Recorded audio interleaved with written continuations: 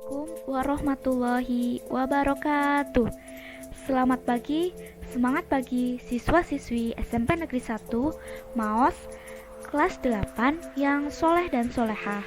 Gimana kabar kalian? Semoga kalian selalu dalam keadaan sehat dan selalu dalam lindungan Allah Subhanahu wa taala.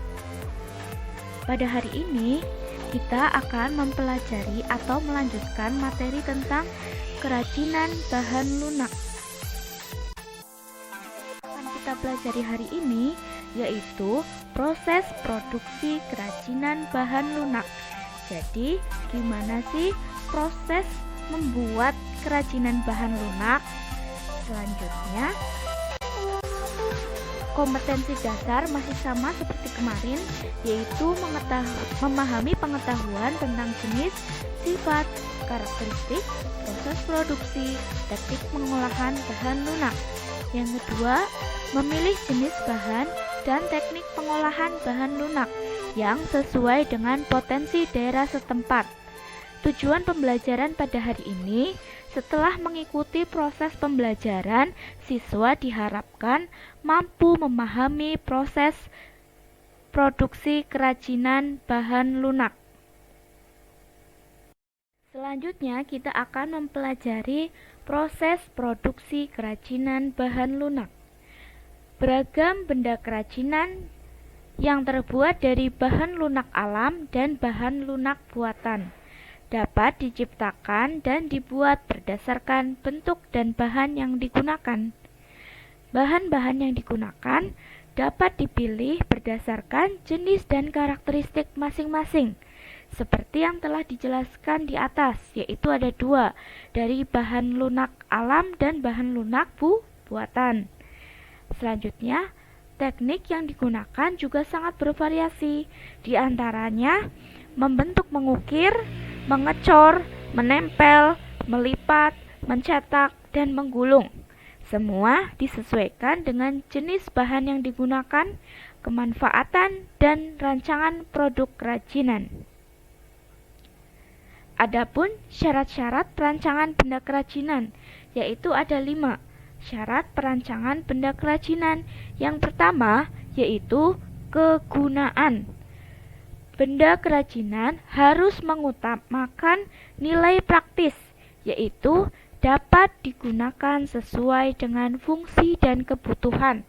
Contohnya bisa dilihat sebelah kanan ada mangkuk untuk wadah sayur-sayuran, makanan, dan lain-lain, yaitu syarat perancangan benda kerajinan yaitu kegunaan. Dapat digunakan sesuai dengan fungsi dan kebutuhan kalian. Yang kedua, yaitu ada syarat kenyamanan. Benda kerajinan harus menyenangkan dan memberi kenyamanan bagi pemakainya.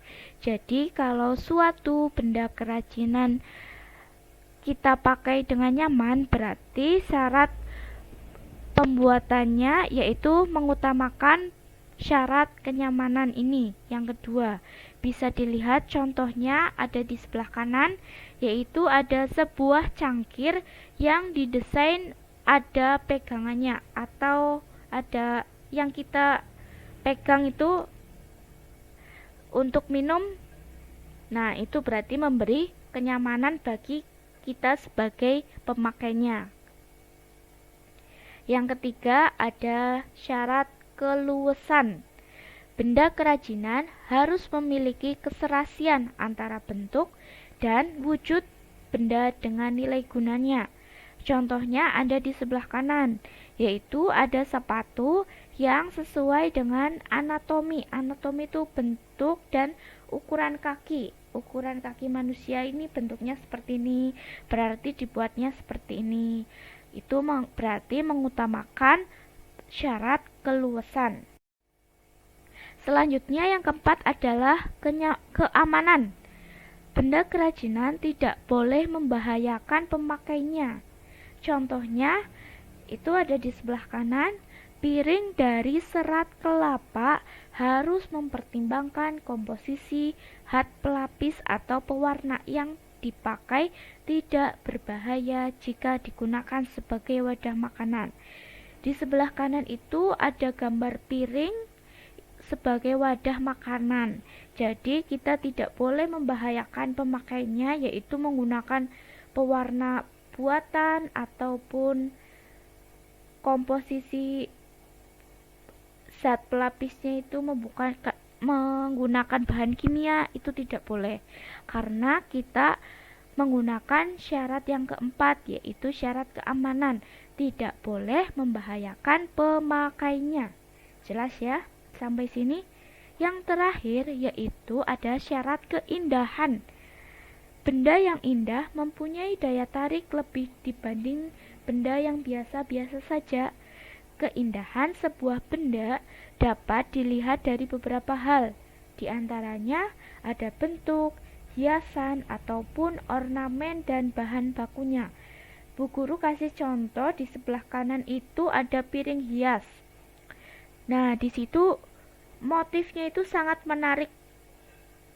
Jadi piring hias ini mengutamakan syarat yang kelima juga, yaitu dengan syarat keindahan. Jelas ya? Yang terakhir, Bu Guru tugaskan kepada kalian kerjakan modul canggih halaman 9, yaitu tugas kognitif 1 di selembar kertas. Kemudian difoto, kemudian dikirim ke nomor WA Bu Guru. Setelah difoto dan dikirim ke WA Bu Guru, selanjutnya jawaban di selembar kertas kalian masing-masing ditempel atau di staples di halaman 9 supaya bisa kita pelajari lagi dan tidak mudah hilang. Jelas ya? Apabila ada materi ataupun hal-hal yang disampaikan Bu Guru belum jelas, bisa ditanyakan dan kita diskusikan di grup WA Prakarya. Sekian dari Bu Guru, kurang lebihnya mohon maaf. Wassalamualaikum warahmatullahi wabarakatuh.